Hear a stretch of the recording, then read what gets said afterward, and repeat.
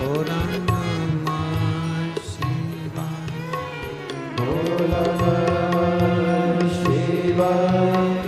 भोला नमः शिवाय। भोला नमः शिवाय। भोला नमः शिवाय। भोला नमः शिवाय। भोला नमः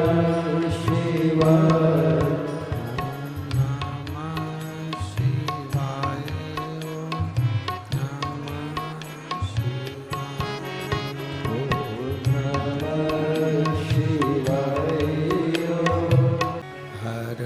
हर महादेव, हर हर महादेव, हर हर महादेव हर।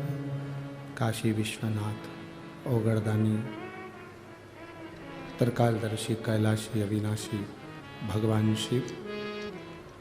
इंसान बनने से ज़्यादा जरूरी है आपके भीतर इंसानियत को पैदा करना, इंसानियत लेकर आना, जिससे हम किसी के दुख को देखकर दुखी हो जाएं, किसी के सुख को देखकर हम सुखी हो जाएं। ये मनुष्य देह की सबसे बड़ी इंसानियत है, ये मानव के जीवन की सबसे बड़ी इंसानियत है।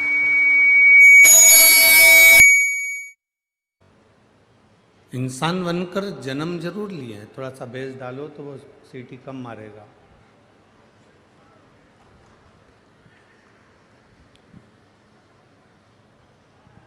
इंसान बनकर जन्म लेना एक अलग क्रम है, पर वो इंसान के अंदर इंसानियत आना वो मूल है। सबसे ज्यादा जरूरी है हमारे भीतर की इंसानियत को प्रकट करना। भगवान राम भगवान शिव का भजन करते करते करते करते संपूर्ण 14 वर्ष तक वन में विचरण करते रहे, वन में भ्रमण करते। शबरी माता के दरवाजे पर जाना, माता शबरी अम्बा के द्वार पर पहुंचना, निषाद राज से मिलना, सुग्रीव से मिलना, बाली से मिलना, संपूर्ण वन क्षेत्र में किसी सेठ के घर पर या किसी धनपति के घर पर या किसी अन्य के घर पर भगवान एक बार भी नहीं गए। गए तो शबरी अम्बा के दरवाजे पर, गए तो ऋषियों के दरवाजे पर, संतों के दरवाजे पर, गुरुजन के दरवाजे पर। अब ये तो राम जी थे जो गए तो एक साधारण भिलनी के दरवाजे पर, एक साधारण अम्बा के दरवाजे पर वो पहुंचे। अगर आज का व्यक्ति कहीं जाता है तो सबसे पहले ये देखता है कि वो हम जहाँ कथा में जा रहे हैं, हम जिस स्थान पर जा रहे हैं, हम जिस जगह पर जा रहे हैं, हम जिस गांव में जा रहे हैं, वहाँ का सबसे वीआईपी व्यक्ति कौन सा है, वहाँ का सबसे अच्छा व्यक्ति कौन सा है, वहाँ का सबसे जोरदार धनपति, सत्तापति, वैभवपति व्यक्ति कौन सा। कारण क्योंकि हम उसको ढूंढ रहे हैं कि हम वहाँ जाएंगे तो अच्छे घर में हमारा रहना हो जाए, अच्छे घर में हम रुकें, अच्छी जगह पर हमारा रुकना हो, अच्छा भोजन हमको प्राप्त हो, अच्छी चीज़ें हमको प्राप्त हो। पर यहाँ जितने कथा को श्रवण करने वाले भक्त बैठे हैं, शंकर जी की आराधना करने वाले जितने उपासक बैठे हैं, जितने शिव जी के भक्त यहाँ पर विराजमान हैं, भगवान शंकर के जितने भक्त यहाँ पर बैठे हुए हैं, इन जितने श्रोता भाई बहन यहाँ बैठे हुए हैं, ये नहीं देखते कि कितना हमको कोई वीआईपी का घर मिलेगा या वीआईपी व्यवस्था मिलेगी या हम वीआईपी व्यवस्था में रहेंगे और बैठेंगे। तो जैसे राम शबरी के दरवाजे पर जाते हैं, जब हम भगवान शंकर की अविरल भक्ति में डूब जाते हैं और भजन में डूब जाते हैं, तो एक दिन राम हमारे भी दरवाजे पर पहुंच ही जाते हैं, ये निश्चित है। और तेरी कृपा बिना न हिले एक भी अणु, लेते श्वास तेरी कृपा से तनु तनु, हे गंगाधार मुक्ति द्वार ओंकार तू, भोले ओंकार तू, आयो शरण तिहारी शंभु तार तार तू। शिव कथा कर रही है, भगवान शंकर का संवाद कर रहा। सबसे पहली राम कथा का गायन किसने करा? जम के बोलो जरा, सब लोग बोलो। सबसे पहली राम कथा का गायन करा किसने? केवल एक देवाधिदेव महादेव ने। सबसे पहली रामचरित मानस की रचना किसने करी? बोलते जाओ जरा जल्दी जल्दी। सबसे पहली रामचरित मानस की रचना किसने करी? देवाधिदेव महादेव। रामायण की रचना करने वाले भी शिव हैं और राम कथा का वाचन करने वाले भी शिव, कोई दूसरा नहीं है।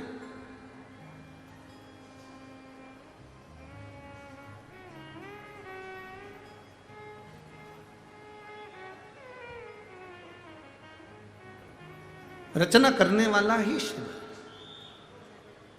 रामचरितमानस की रचना करना, रामचरितमानस का वाचन करना, ये मेरे देवाधिदेव महादेव ने किया।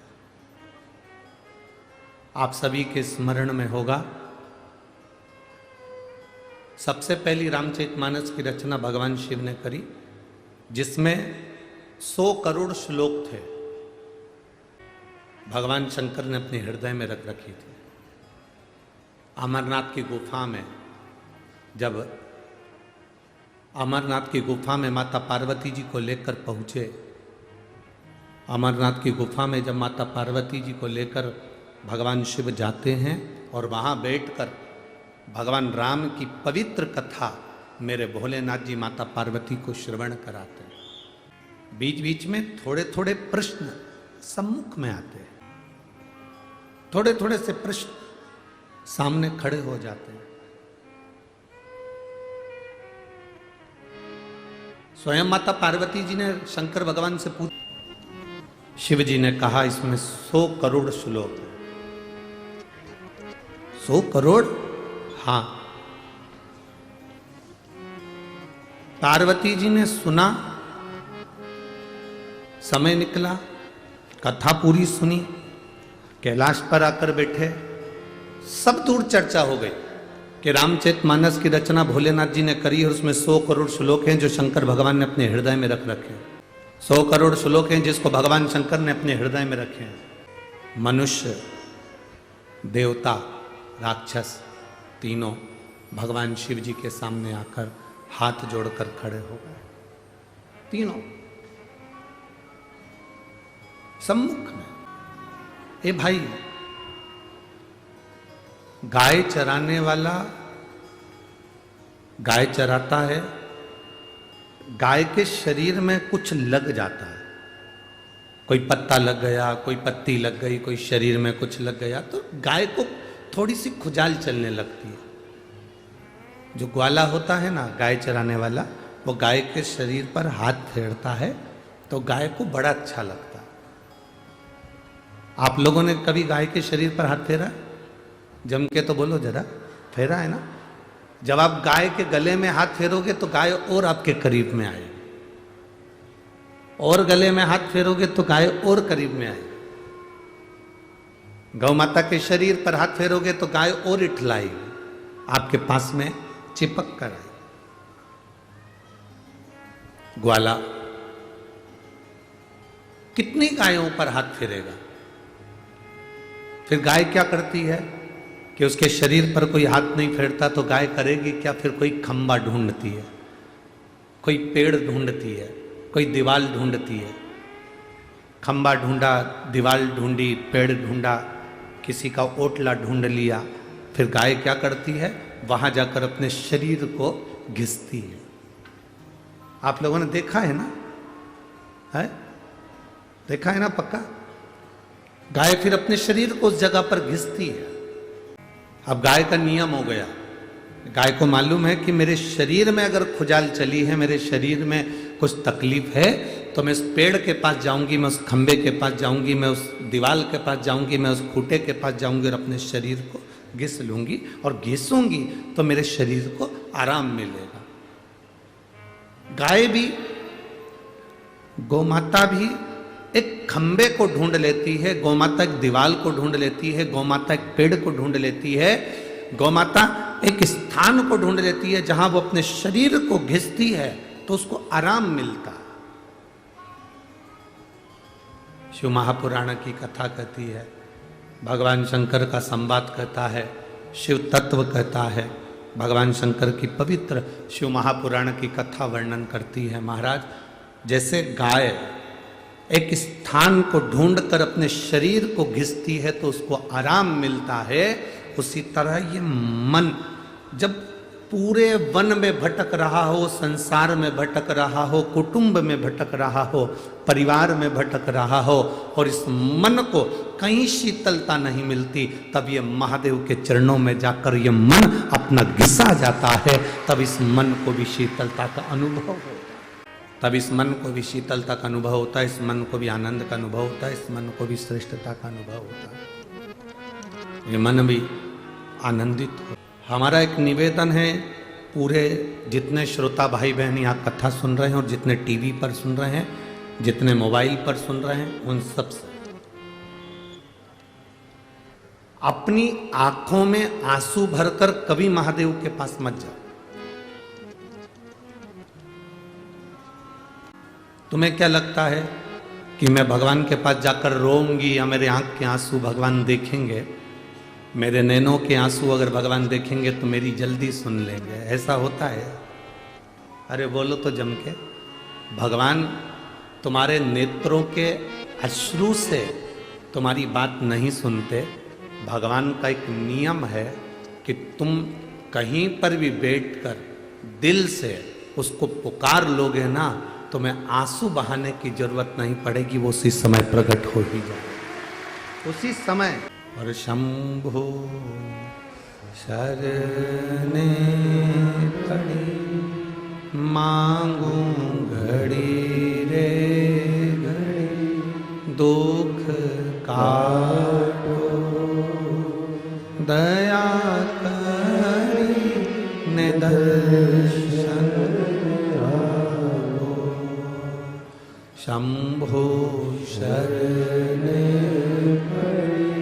मांगू घड़ी रे दुख काटो करी ने दर्शन आओ। जरूरी नहीं कि आप शिव जी के सामने जाएं तो रोएं,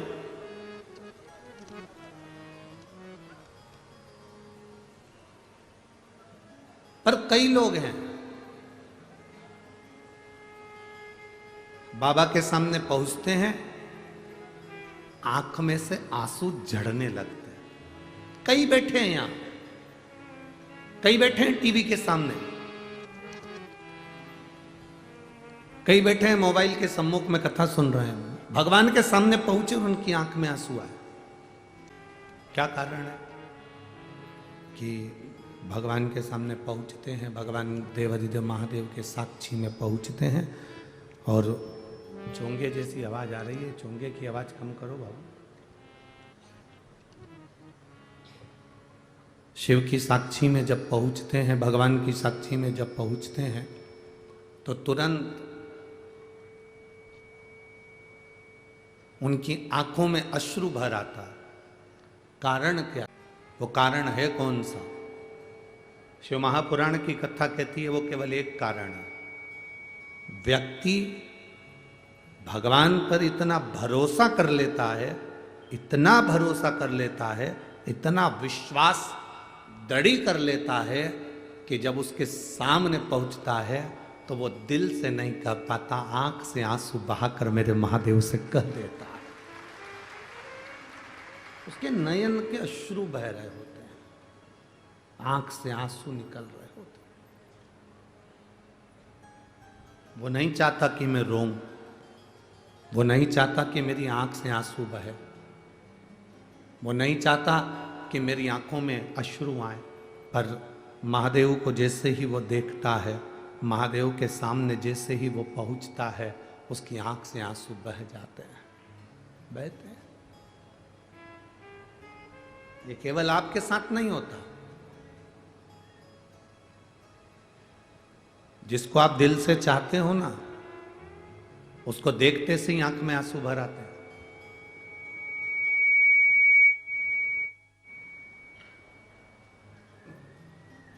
जिसके प्रति प्रेम होता है, जिसके प्रति स्नेह होता है, उसको देखते से ही अश्रु निकल जाते हैं।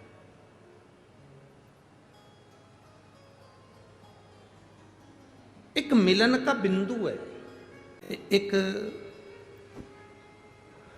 बेटी ने आकोला की कथा में एक प्रश्न किया था, वो प्रश्न आज स्मरण में आया है तो आप लोगों के बीच में हम कहें। एक बेटी ने आकोला की कथा में प्रश्न किया था, गुरुजी प्रेम करना बुरा होता है कि अच्छा होता है? बोलो रे 40 गांव वाले, तुम्हारे गांव का नाम ही 40 गांव है, एक जगह पे 40 कबल है? तो प्रश्न का उत्तर भी तुमको देना चाहिए। अब हमारा तो एक गांव का रहने वाले, कोई आकोला का रहने वाला, कोई धुलिया का रहने वाला, कोई औरंगाबाद का रहने वाला, कोई छत्रपति संभाजी नगर, कोई कहीं, कोई कहीं, कोई कहीं, पर तुम्हारे तो गाँव का नाम ही 40 गांव है। 40 गांव एक जगह मिल गए, मतलब 40 तरह के लोग, 40 समाज के लोग, 40 विचार के लोग एक जगह पर एक जैसे रहते हैं, वो गांव है 40 गांव। 40 तरह के लोग एक साथ रह रहे हो जहाँ, 40 तरह के लोग एक जगह पर, 40 विचार के लोग एक जगह पर, 40 विचार मंच के लोग, 40 समाज के लोग एक जगह पर रहकर अपने दिल की बात एक जगह स्थिर कर कर रखते हैं, वो 40 गांव। तो उस आकोला की बच्ची ने प्रश्न किया, क्या प्रेम करना अच्छा होता है कि बुरा होता है? तुम बोलोगे तो है, नहीं तो मुंडी हिला दो, ऐसी ऐसी हम उतने में समझ जाएंगे हो। प्रेम करना अच्छा होता है कि बुरा होता है? ठीक है, तो आप कहो जो आपकी मर्जी पड़े, आप अपने मन से रख लो, पर हमारी भाषा में तो हम इतना कहेंगे, प्रेम करना अच्छा होता है, पर 35 टुकड़े होकर अटैची में भरा जाए ऐसा बुरा होता है।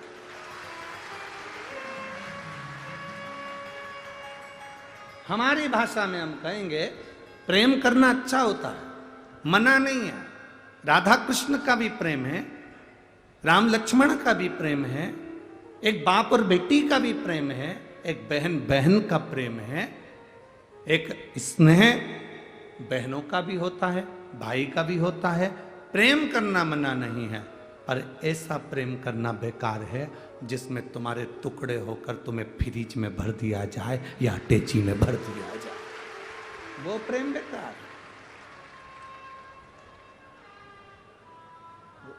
वो प्रेम हमारी दृष्टि में पूर्ण तरह से बेकार। आप प्रेम करो भगवान शिव से, आप प्रेम करो अपनी विद्या से, आप प्रेम करो अपनी पढ़ाई से, आप अपने कैरियर से प्रेम करिए, आप अपने लक्ष्य से प्रेम करिए, आप अपनी उमंगता और उत्साह से प्रेम करिए। जिंदगी में मुझे कितना भी दुख मिले और मैं भगवान के भरोसे पर चल, हम मना नहीं करेंगे कि ये कई लोग बड़ी गुरुजी, कई लोग कहते हैं महाराज, बहुत लोग कहते हैं हिंदू राष्ट्र बनाना है, हिंदू राष्ट्र बनाना है। हम उनसे कहते हैं हिंदू राष्ट्र तो बन जाएगा, पर पहले अपनी इस देह को एक बार हिंदू तो बनाओ, तो हिंदू राष्ट्र बनने में देरी नहीं लगेगी। हिंदू राष्ट्र बनने में देरी नहीं लगेगी, पहले ये देह, ये शरीर हमारा हिंदू तो बने।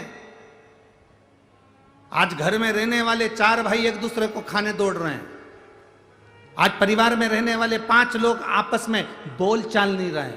सास अपने कमरे में पड़ी रहती है, बहू अपने कमरे में पड़ी रहती है, बेटी आती है और मिली जुली झोला लिया, सामान भरा, वो चली। रिश्तेदार आए, उनका काम निकला, वो चले। हिंदू राष्ट्र बनने से पहले अपने शरीर को, अपनी देह को हिंदू बनाना पड़ेगा। वो हिंदू बनाने का सबसे सुंदर तरीका है कि हमारा पूरा परिवार हफ्ते में कम से कम एक बार साथ बैठकर भोजन करे और एक बैठकर भजन करे। हम चले हैं कि हिंदू राष्ट्र बनाना है, हिंदू राष्ट्र, पर पहले अपने शरीर को, अपनी देह को तो हम हिंदू बनाएं।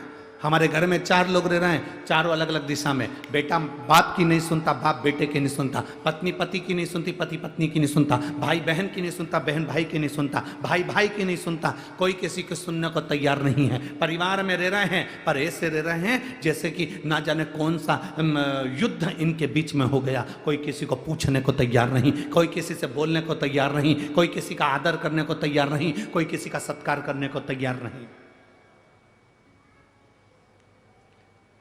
अपने परिवार में, अपने घर में एक दिन ऐसा बनाओ जिस दिन मेरा पूरा घर का बच्चा एक साथ बैठे और एक साथ बैठकर भोजन करे, अपने विचार सामने रखे, अपनी भावनाएं सामने रखे।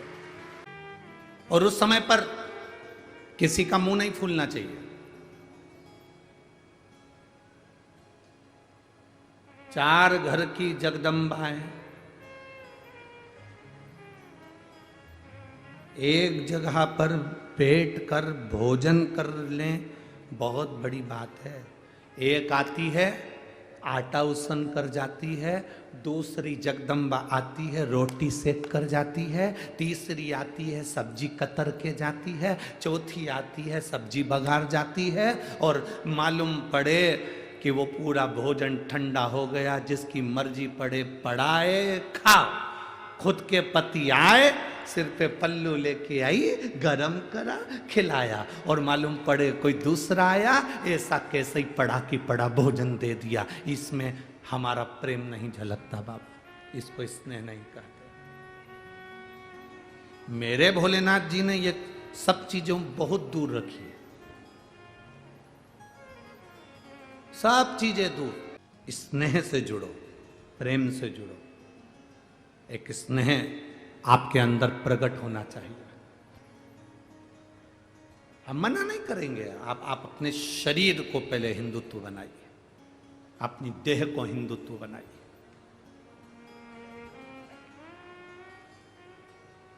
अगर आज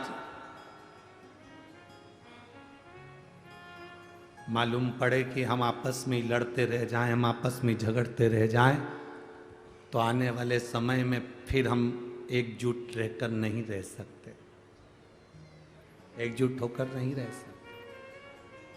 आए मेरे महादेव ने के सामने, मेरे शंकर जी के सामने देवता भी आए, असुर भी आए, मनुष्य भी आए। तीनों ने हाथ जोड़कर कहा आपके पास में 100 करोड़ श्लोक हैं, रामचरितमानस की आपने रचना करी है, वो हमको दे दो। भगवान शंकर ने कहा क्या करोगे तुम लोग, हमें उन श्लोकों को पढ़ना है। 100 करोड़ श्लोक के भगवान शंकर ने बराबर के हिस्से कर दिए, 33 करोड़ श्लोक तीनों को बांट दिए। शिव जी के पास में 1 करोड़ श्लोक बचे, मेरे महादेव के पास में 1 करोड़ श्लोक बचे। थोड़ी देर बाद मनुष्य देवता राक्षस फिर आ जाते हैं, आपके पास में 1 करोड़ श्लोक है महादेव, वो भी हमको दे दीजिए। भगवान ने 33 लाख तीनों को दे दिए। शिव जी के पास में 1 लाख श्लोक बचते हैं। थोड़ी देर बाद मनुष्य देवता राक्षस फिर आ जाते हैं, बाबा आपके पास में 1 लाख श्लोक हैं। शिव जी ने 33 हजार तीनों को बांट दिए। भगवान शंकर ने 33 हजार तीनों को बांट दिए। शिव जी के पास में 1000 श्लोक बचे। थोड़ी देर बाद मनुष्य देवता राक्षस फिर आ गए, भोलेनाथ आपके पास में 1000 श्लोक हैं। शंकर भगवान ने 3300 श्लोक तीनों को बांट दिए। शिव जी के पास 100 श्लोक बचे, मात्र 100 श्लोक। थोड़ी देर बाद मनुष्य देवता राक्षस फिर आ गए, बाबा आपके पास में 100 श्लोक हैं। भगवान ने 33 श्लोक तीनों को बांट दिए। शिव जी के पास 1 श्लोक बचा। थोड़ी देर बाद मनुष्य देवता राक्षस फिर आ गए। बाबा आपके पास में एक श्लोक है। शंकर भगवान ने सोचा श्लोक एक है, लेने वाले 3 हैं, इनको बांटू कैसे? तो समझ में आया कि जो श्लोक लिखा था वो अनुष्टुप छंद का था। संस्कृत के अनुष्टुप छंद में 32 अक्षर होते हैं, तो शंकर भगवान ने 10-10 अक्षर तीनों को बांट दिए। शिव जी के पास में मात्र 2 अक्षर बचे। थोड़ी देर बाद मनुष्य देवता राक्षस फिर आ गए।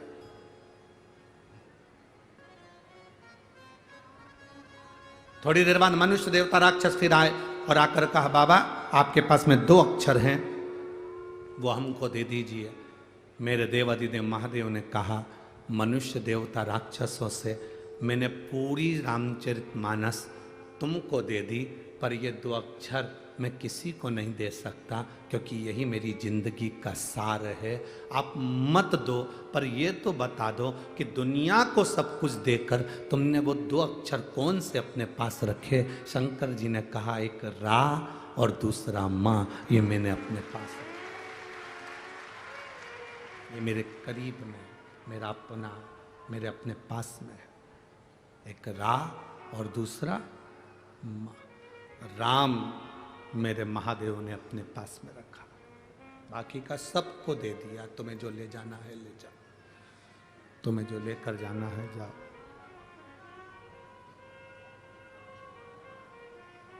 सबको दिया। और रावण को बाबा तूने लंका दिया,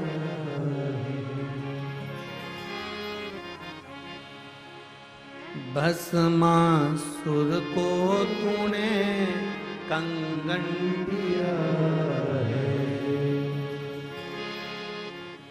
रावण को बाबा तूने लंका दिया है, भस्मासुर को तूने कंगन दिया है। उसी ने तेरा पीछा किया भोले बाबा, उसी ने तेरा पीछा किया भोले बाबा। मतवाले रखवाले बमा बम भोले शंकर, गले में नाग भयंकर। बमा बम भोले शंकर, गले में नाग भयंकर। बमा बम भोले शंकर, विपदा हमारी हर लो त्रिपुरारी भोले बाबा। विपदा हमारी हर लो त्रिपुरारी भोले बाबा। विपदा हमारी हर लो त्रिपुरारी भोले बाबा। विपदा हमारी हर लो त्रिपुरारी भोले बाबा। मतवाले रखवाले, मतवाले रखवाले, बमा बम भोले शंकर, गले में नाग भयंकर। बमा बम भोले शंकर, गले में नाग भयंकर। ओ बमा बम भोले शंकर, गले में नाग भयंकर। बमा बम भोले शंकर, गले में नाग भयंकर।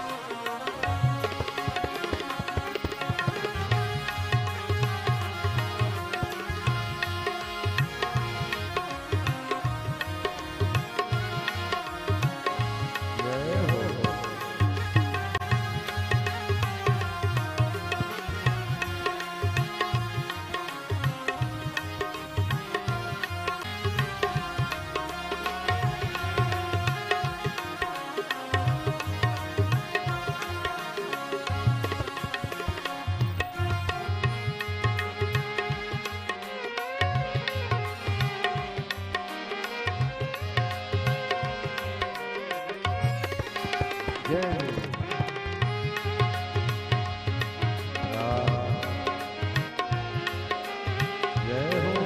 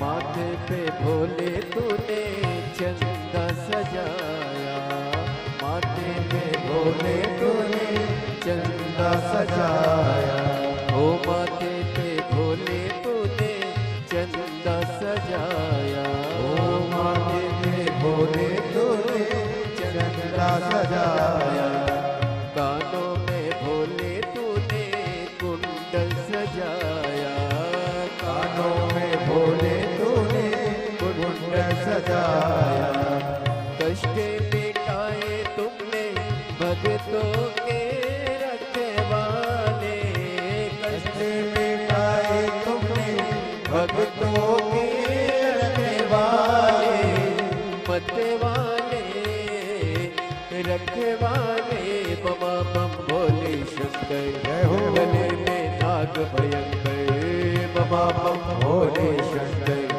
गले में नाग भयंकर, विपदा हमारी हर लो त्रिपुरारी भोले बाबा, विपदा हमारी हर लो त्रिपुरारी भोले बाबा, मत वाले रखवाले, मत वाले रखवाले, बमा बम भोले शंकर, गले में नाग भयंकर, बमा बम भोले शंकर, गले में नाग भयंकर, ओ बमा बम भोले शंकर, गले में नाग भयंकर, बमा बम भोले शंकर, गले में नाग भयंकर,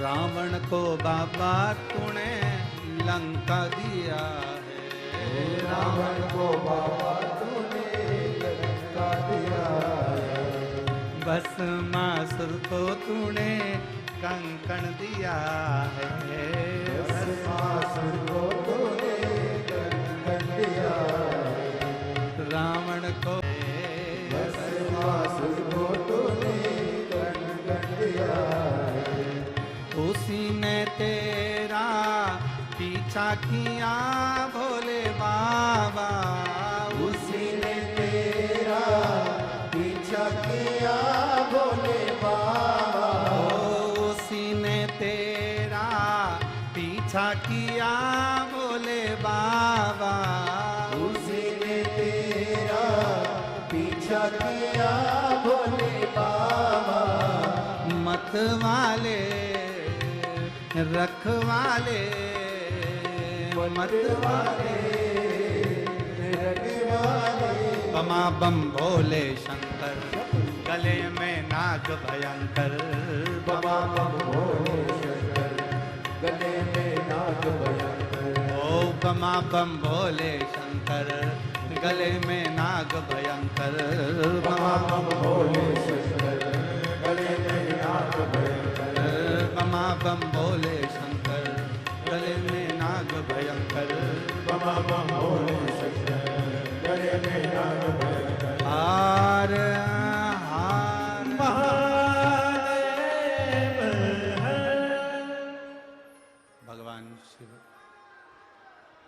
ओगड़दानी त्रिकालदर्शी कैलाशी अविनाशी अपने स्थान पर बैठकर भगवान शिव से अपने मन की बात बड़े भाव के साथ दिल से प्रार्थना करें।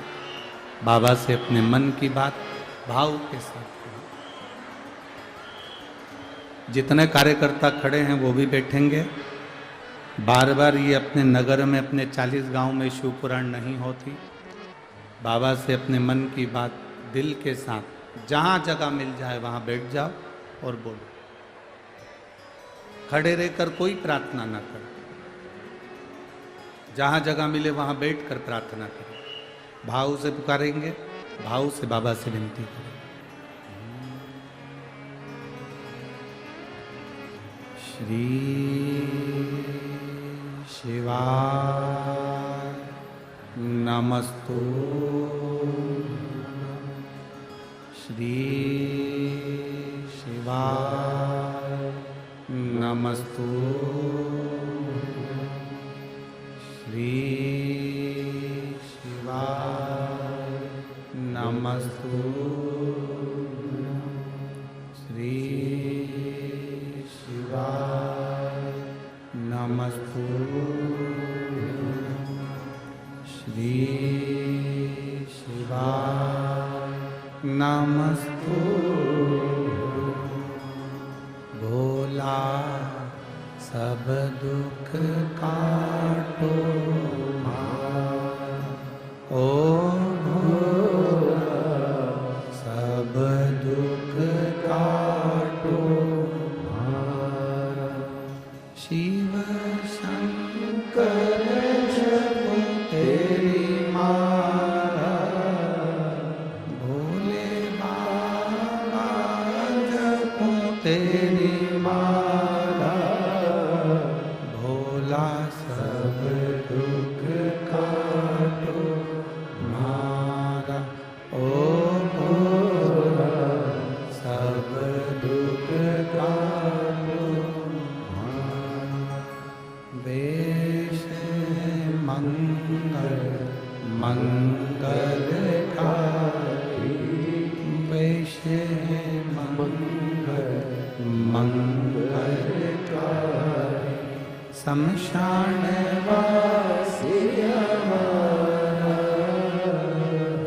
शमशान वासी हमारा ओ भोला सब दुख काटो ओ भोला सब दुख काटो भगवान शिव ओगड़दानी त्रिकालदर्शी कैलाशी अविनाशी देवाधिदेव महादेव की कथा कहती है। शिव अपने पास एक बात बताओ जरा, एक तरफ तुम्हारी उम्र केवल 7 दिन की है और एक तरफ तुम्हें कोई 7 लाख रुपए दे दे और भगवान का इन दोनों में से कुछ चुन ले। 7 लाख चाहिए कि 7 दिन की उम्र? 7 दिन बाद या तो तुझे मरना पड़ेगा या तू 7 लाख रुपए ले ले या फिर अपनी 100 साल की उम्र ले ले। बताओ क्या चुनोगे? 7 दिन की उम्र है और 7 लाख रुपए मिल रहे हैं तो वो 7 लाख रुपए का करोगे क्या अगर जिंदा ही नहीं रहोगे तो? अगर जीवित ही नहीं रहे, ये शरीर ही नहीं रहा, तो फिर वो उम्र का क्या करोगे आप? उस उम्र से क्या मतलब? 7 लाख से क्या मतलब? आप क्या मांगोगे? बाबा 7 लाख आप रख लो, हमको सबसे पहला दीजिए निरोगी काया। अगर हमारी काया ठीक होगी ना, तो हमें 7 लाख रुपए का भी प्रयोग करेंगे, बादाम लाएंगे खाएंगे, काजू लाएंगे खाएंगे, भोजन लाएंगे खाएंगे, तो मतलब का गाड़ी लाएंगे घूमेंगे तो मतलब का। पर वो 7 लाख का करें क्या जब उम्र ही नहीं? तो जब तक उम्र नहीं, तो फिर वो पैसे का, वो धन का, वो दौलत का क्या कर? और ये प्रत्येक जितने मानव हैं, ये सबके साथ ऐसा ही होता है। सवेरे 8 बजे से लेकर शाम के 8 बजे तक, रात्रि के 9 बजे तक दुकान पर बैठा बैठा बैठा बैठा बैठा कमाया कमाया कमाया कमाया कमाया। कमर में डिस्क की प्रॉब्लम हो गई, शुगर बीपी, क्योंकि समय पर भोजन नहीं करता तो शुगर बीपी का भी थोड़ा सा तकलीफ हो गया। और आँखों की ज्योति भी बेकार हो गई, श्रवण शक्ति बेकार हो गई, मानसिक थोड़ा सा याददाश्त कमजोर पड़ गई, शरीर ढलता गया ढलता गया ढलता गया ढलता गया। अब तुमने कमाया तो बहुत, ढेर सारा कमाया, अब कमाया इतना सारा और मालूम पड़े शरीर ढलता गया ढलता गया ढलता गया। इकट्ठा कर कर बैंक में रखा था 25-30 लाख रुपए। जिंदगी भर कमाते कमाते आखिरी में शरीर में रोग हो गया, और रोग होने के बाद दिखाने के लिए नासिक में गए या छत्रपति संभाजी नगर दिखाने के लिए शरीर को गए, और डॉक्टर ने कहा 5 लाख रुपए की जांच होगी।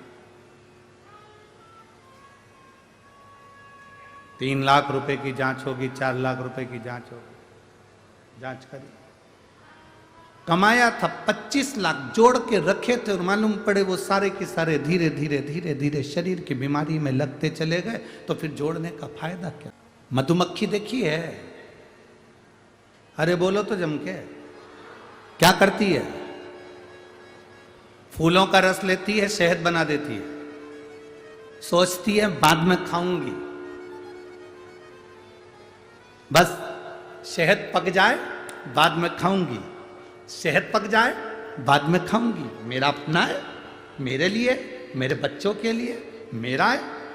जोड़ते जोड़ते जोड़ते जोड़ते जोड़ते जोड़ते जोड़ते जोड़ते थक जाती है तो भी जोड़ती, और आखिरी में कोई आता है वो पूरा छत्ता तोड़ कर ले जाता है, पूरा शहद निकाल कर कोई दूसरा ले जाता है। बस मधुमक्खी की तरह हमारी जिंदगी है, जोड़ते जोड़ते जोड़ते जोड़ते जोड़ते जोड़ते इकट्ठा कर आखिरी में सब गया।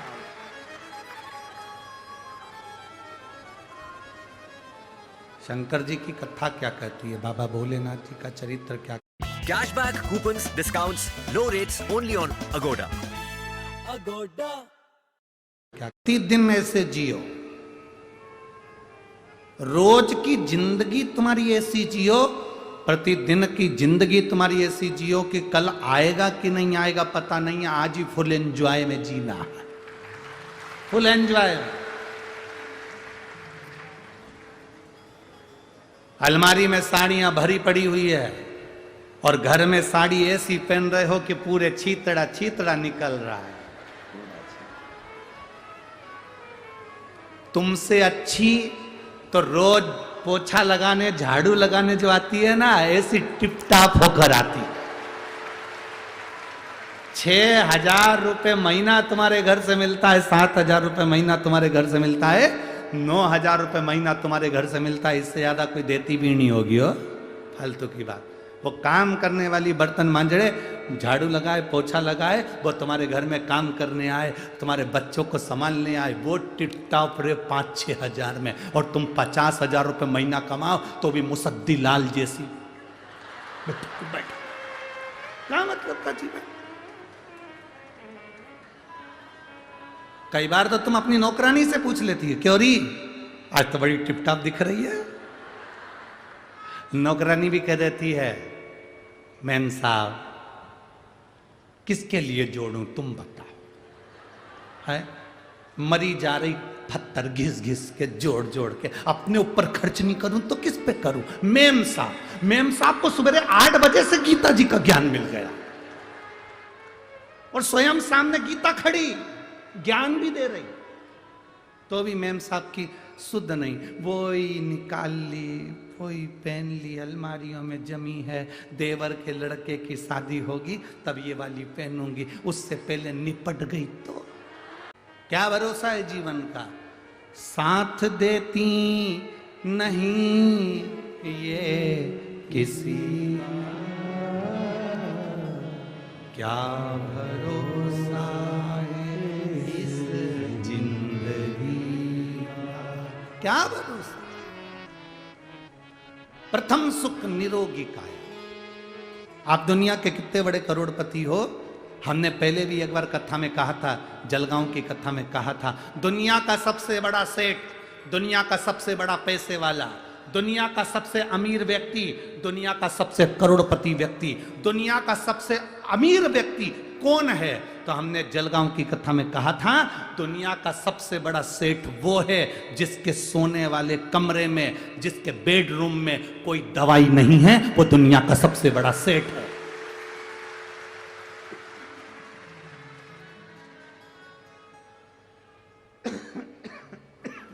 दुनिया का सबसे बड़ा सेठ वो है जिसके बेडरूम में कोई दवाई नहीं। अगर आपके सोने वाले कमरे में सिर के पास ड्रॉज में बहुत सारी दवाइयों का ढेर लगा है, समझ लेना मेडिकल की दुकान हो तुम। कोई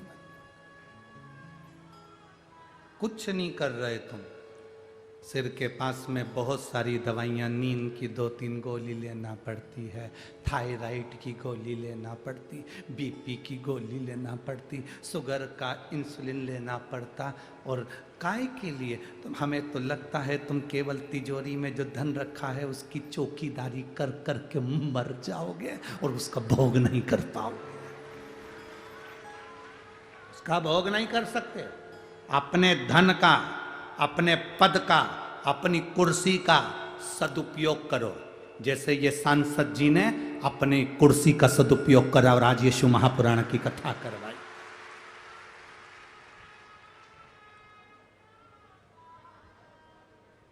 मैं माननीय श्री उन्मेष जी पाटिल जी को और उनकी धर्मपत्नी श्रीमती संपदा जी पाटिल जी को धन्यवाद दूंगा।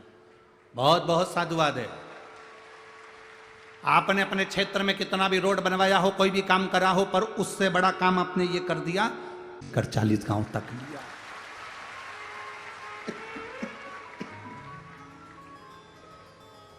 ये शिव कथा है, ये शंकर की उदारता, यीशु महापुराण तत्व सुख देने वाला। प्रथम सुख है निरोगी काया।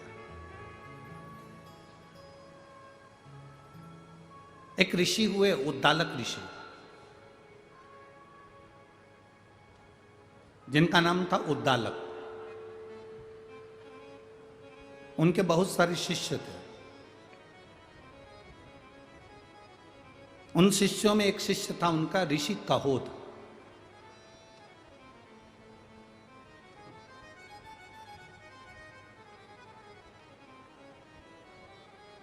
ऋषि कहोद, उद्दालक ऋषि की एक बेटी थी जिसका नाम था सुजाता।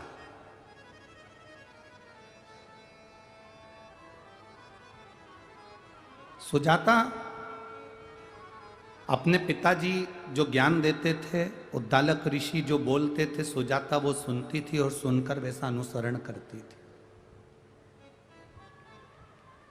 कथा में आना जब सफल है, जब आप कथा सुनने के बाद शंकर जी के मंदिर जाना चालू कर दो, तो समझ लो कि तुम शंकर के हो गए और शंकर तुम्हारा हो गया। तो कथा का मतलब, यहाँ इतने लोग कथा को श्रवण करने आए, प्रतिदिन का नियम होना चाहिए कि मुझे शंकर जी के मंदिर में जाकर 1 लोटा जल चढ़ाना है।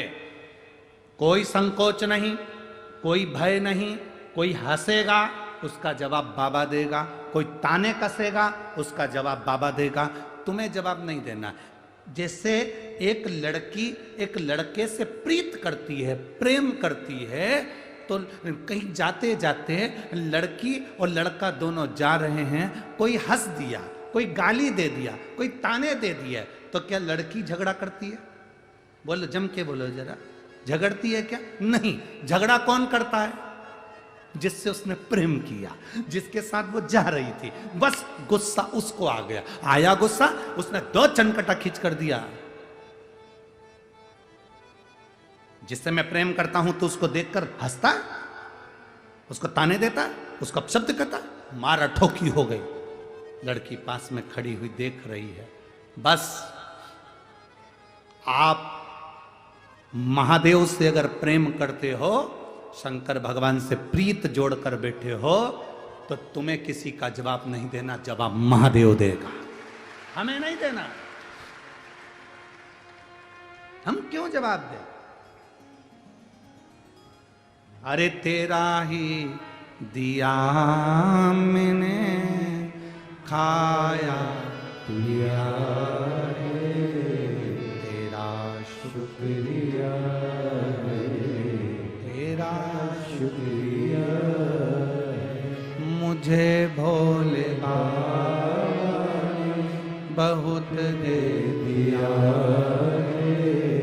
तेरा शुक्रिया, तेरा शुक्रिया। उद्दालक ऋषि की एक बेटी थी जिसका नाम था सुजाता। सुजाता शिव की भक्त थी, शंकर की उपासक। पिताजी कहते थे कि भगवान शिव को जल चढ़ाने पर शंकर प्रसन्न होते हैं और हमारे जीवन की रक्षा करते हैं। उद्दालक ऋषि ने अपने शिष्यों को समझाया था कि दुनिया में निरोगी रखने के लिए काया, शरीर अगर निरोगी रखना है तो महादेव के चरणों की प्रीत करना पड़ेगी, शंकर भगवान पर जल चढ़ाना पड़ेगा। ये उद्दालक ऋषि अपने शिष्यों को ज्ञान दे रहे थे और सुजाता ने सुन लिया। सुजाता सुनी। जब सुजाता ने यह सुना कि महादेव का भजन निरोगता देता, रोग से मुक्त कर देता, निरोगता,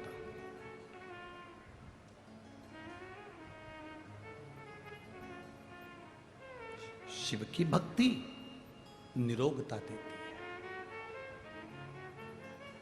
एक पत्र है,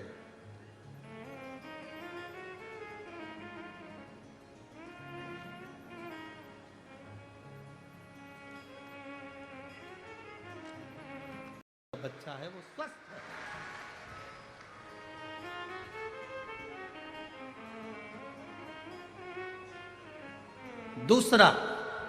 दूसरा स्पर्श, शिवलिंग जलाधारी, दोनों चरण, बीच में अशोक सुंदरी। दूसरा स्पर्श है अशोक सुंदरी का। किसी लड़के की उम्र, किसी लड़की की उम्र 35 साल हो गई, 40 साल हो गई, 25 साल हो गई, 30 साल हो गई, विवाह का कोई योग नहीं बन रहा। ज्योतिष आचार्यों ने कहा मंगल है, शनि है, पर ये राहु है, केतु है, सब बोल दिया। आप अपना जल चढ़ाओ महादेव को। जो लड़का लड़की है वो जल चढ़ाए, बेलपत्री का स्पर्श अशोक सुंदरी वाली जगह पर कर कर शिव जी को चढ़ाए और 2 मिनट उस अशोक सुंदरी की जगह का स्पर्श कर कर अपने मन की बात श्री शिवाय नमस्तुभ्यम कहकर या पंचाक्षर या षडाक्षर मंत्र कहकर उस स्थान का स्पर्श कर कर बाबा से विनती करें। 3 से 4 महीने में संबंध जमेगा ही, ये निश्चित है। स्पर्श उस अशोक सुंदरी वाली जगह का होना चाहिए। स्पर्श। तीसरा स्थान, शिवलिंग का तीसरा स्थान है जलाधारी, पार्वती जी की कटी, पार्वती जी का हस्त कमल, गोल भाग। हृदय रोग हो, हार्ट अटैक के लिए बोल दिया, बाईपास कराने का बोल दिया, छल्ला डालने का बोल दिया, कोई पाइप डालने का बोल दिया, कोई एक्सीडेंट का योग बन गया, कोई ऐसा योग बन गया, कोई व्यक्ति मंदिर तक भी नहीं पहुंच रहा है, आप अगर जल चढ़ाकर उस व्यक्ति का नाम स्मरण, गोत्र स्मरण कर कर इस गोल भाग पर अगर अपने हाथ का स्पर्श करेंगे, उसको दबाएंगे और दबाकर बाबा से श्री शिवाय नमस्तुभ्यम कहकर अपने मन की बात कहेंगे, आपको लगभग 1 से 2 घंटे में जवाब मिलेगा कि वो व्यक्ति अब ठीक होना प्रारंभ हुआ। ये 3 स्थान है, 3 स्थान। देखो अलग अलग जगह होती है दबाने। तुम सासू के पांव दबाओ और गला दबाओ, 2 में से जगह है, ठीक है। पांव दबाओगे तो क्या मिलेगा? बोलते जाओ, अलमारी की चाबी। गला दबाओगे तो क्या मिलेगा? अंतर है कि नहीं है? बोलो बोलो, जम के बाद बोलो। अंतर है ना? गला दबाने में, पांव दबाने में अंतर है। पहले जो चेहरे पे लगाने का ट्यूब म्यूब आता था ना, तो ऐसे बड़े ढक्कन का आता था, ऐसा ढक्कन खोलो, उनमें से ऐसी उंगली डाल के ना पोत लो, ठीक है। और फिर वो ढक्कन को वापिस ऐसे लगा दो और अपनी सिंगारदानी पर रख दो। आज के ज़माने में जितने भी ट्यूब आते हैं ना, वो इतने लंबे रहते हैं और उनको नीचे से ऐसे फिर उसमें से क्रीम निकाल कर लगाना पड़ा। आज का समय है नीचे से दबाओ, क्रीम बाहर। उसी तरह पाँव सासू के दबाओ, चाबी बाहर।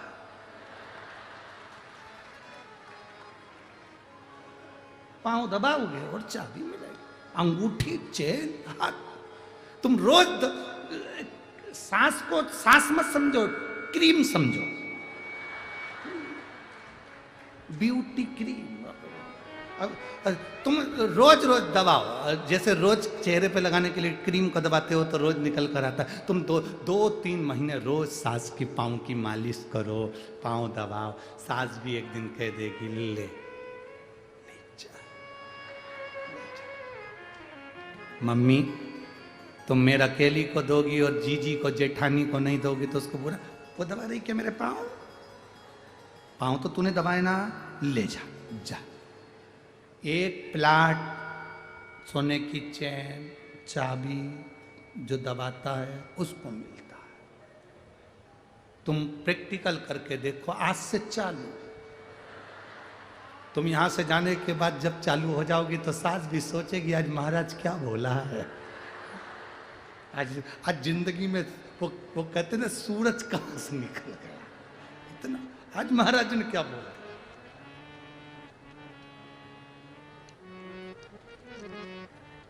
चरण नहीं छोड़ना, 2 के चरण हमेशा दबाना। एक सास के, एक स्वामी के, पति देवता, इनके भी चरण जरूर प्रणाम करना चाहिए। सास के भी चरणों को प्रणाम करना चाहिए। आप किसी गुरु जी के चरणों को भले प्रणाम मत करो, किसी संत साधु गुरुजन के चरण को भले मत छुओ, पर अपने पति के चरण को और सास के चरण को जरूर छुओ, जरूर। आप में से कितनी माताएं जो अपने पति को रोज प्रणाम करती है? हाथ उठाओ जरा। अरे भाई, अरे देखा देखी में उठा दो रही। हाँ रख लो। 1 2 3 4 5 6 7 8 9 10 11 12 13 13.5। हाँ रख लो रख लो रख लो रख लो। 13.5 इसलिए बोले कि 30 त्योहार पे पड़ती है। मकर संक्रांति आई तो पढ़ लिया, करवा चौथ आई तो पढ़ लिया, दिवाली आई तो पढ़ लिया, बाकी के समय में नहीं पढ़ती, वो पढ़ते। आप नहीं पढ़ते हो, बोलता।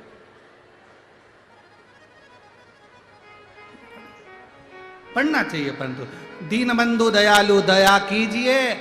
कल से जो अपने पति को प्रणाम नहीं करे उसे उठा लीजिए। अरे प्रणाम करने में कुछ जाता है क्या?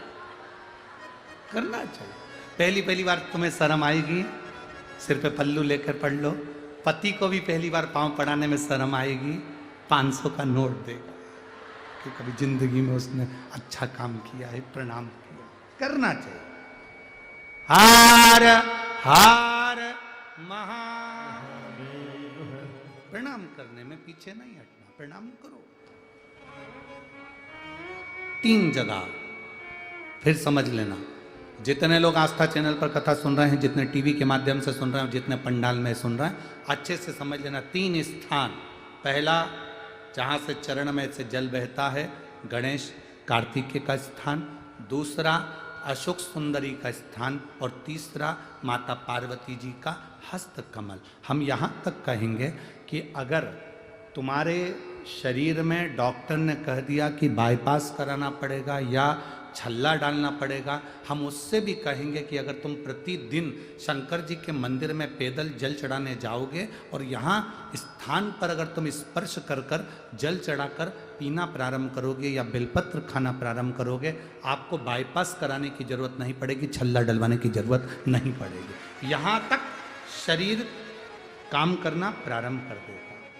तो शिव ने सोचा, रोती हुई सुजाता हाथ में जल लेकर महादेव को समर्पित करती है और चरण पकड़ लेती है।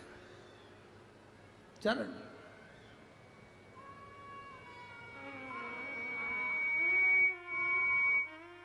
चरण पकड़े सुजाता।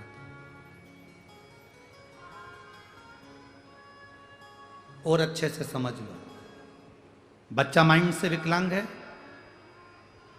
डॉक्टर ने कहा इस बच्चे का विकास नहीं हो रहा, बच्चे की बुद्धि काम नहीं कर रही है, बच्चे का शरीर काम नहीं कर रहा है, कहीं हाथ कहीं पैर में कहीं तकलीफ हो रही है, बच्चे का विकास नहीं हो रहा। 4 साल का हो गया, 5 साल का हो गया, 6 साल का हो गया, बुद्धि काम। तो उस जगह पर भी आप बच्चे से कहोगे ना, बेटा शिव जी को जल चढ़ाने जा रहे हो ना, तो ये जो 2 चरण है ना जहाँ से पानी बहता है, वहाँ स्पर्श कर कर आया करो और पानी पिया करो चढ़ाने के बाद। आप 15 दिन 20 दिन उस बच्चे से करवा कर देखो, कितना भी माइंड से, हम यहाँ तक कहेंगे जिस बच्चे की कोई शरीर में विकास नहीं और बच्चा कहीं पड़ा रहता है, मुंह में से राल टपकती रहती है, उस बच्चे के लिए भी अगर ये प्रयोग करोगे तो 2 से 3 महीने में वो बच्चा अपने आप धीरे धीरे शरीर का विकास होना प्रारंभ हो जाएगा। वो स्थान ऐसा है,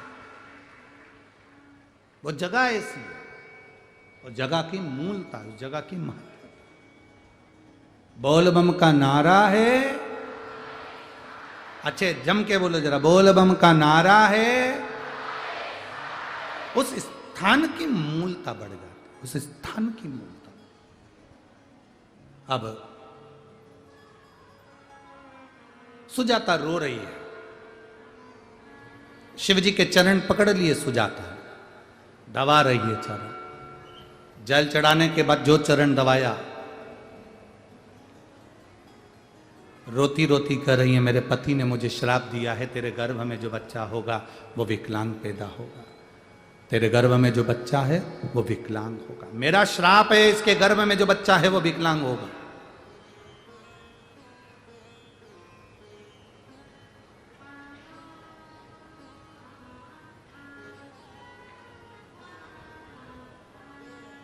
शिव कृपा करें, सुजाता आंखों से आंसू बहा रही है, नैनों से नीर बह रहा है, रोती जा रही है, भीतर से अश्रु बह रहे। बाबा देवादिदेव महादेव सुजाता के सामने प्रकट होकर, क्यों रो रही है?